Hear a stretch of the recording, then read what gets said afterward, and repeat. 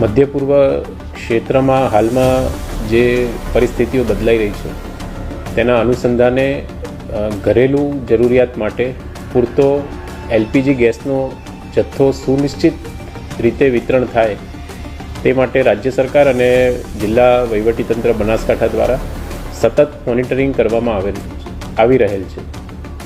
સમસ્ત બૃહદ બનાસકાંઠા જિલ્લામાં 37 જેટલી ગેસની એજન્સીઓ આવેલી છે અને આ તમામ જે ગેસ એજન્સીઓ છે એ મુખ્યત્વે 3 ગેસની કંપનીઓ મારફત પુરવઠો પૂરો પાડવામાં આવે છે. આજરોજ તમામ જિલ્લાની ગેસ એજન્સીઓ, 3 મુખ્ય ગેસ પુરવઠા એજન્સીઓ, જિલ્લાના તમામ પુરવઠા મામલતદાર શ્રીઓ સાથે મિટિંગ રાખવામાં આવી હતી અને જે એલપીજી ઘરેલું જરૂરિયાત માટે વિતરણ વ્યવસ્થા છે તેનું જે મોનિટરિંગ છે એ પણ કરવામાં આવેલું હતું.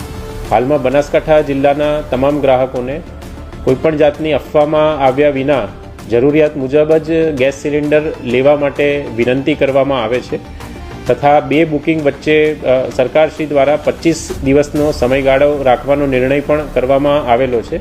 મુખ્યત્વે બિનજરૂરી રીતે એલપીજીનો સંગ્રહ ન થાય તે માટે આ નિર્ણય લેવામાં આવેલો છે. આ ઉપરાંત જિલ્લામાં કોઈપણ ઇસમ દ્વારા એલપીજી સિલિન્ડરનો અનધિકૃત સંગ્રહ કે કાળાબજારી કે નિયત કરતાં વધુ ભાવ વસૂલ કરતા જણાશે તો આવશ્યક ચીજવસ્તુ અધિનિયમ અને એલપીજી કંટ્રોલ ઓર્ડર હેઠળ ફોજદારી પગલાં પણ લેવામાં આવશે.